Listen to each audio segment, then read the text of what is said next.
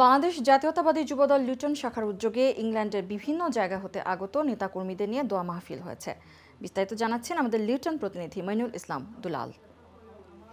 মঙ্গল লুটনের স্থানীয় একটি হলে ইংল্যান্ডের বিভিন্ন জায়গা থেকে আগত বিপুল সংখ্যক নেতাকর্মীদের উপস্থিতিতে বাংলাদেশ জাতীয়তাবাদী দল লুটন শাখার উদ্যোগে লুটন যুবদলের সভাপতি আনিসুর রহমান এর মাতার আত্মার মাগফিরাত ও বাংলাদেশ ছাত্র আন্দোলনে যারা প্রাণ হারিয়েছেন তাদের জন্য এক দোয়া মাহফিলের আয়োজন করা হয়।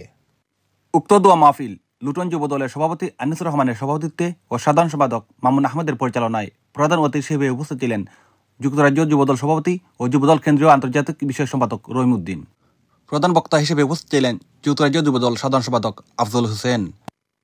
বিশেষ অতিথি হিসেবে উপস্থিত ছিলেন লুটন বিএপির সাবেক সভাপতি আব্দুল হাই, লুটন বিএপির সাবেক যুগ্ম আহ্বায়ক মঞ্জুর রহমান শাহনাজ, যুক্তরাজ্য যুবদল সহসভাপতি বাকবিল্লাল জালাল, যুক্তরাজ্য যুবদল সহসভাপতি শাহানুর রহমান, যুক্তরাজ্য যুবদল সাংগঠনিক সম্পাদক মিয়া মোহাম্মদ জামিল, যুক্তরাজ্য যুবদল সহসাংগঠনিক সম্পাদক জায়দ মানিক, কমিউনিটি লিডার কুরম চৌধুরী, তালান আহমদ সহ আরও অনেকেই।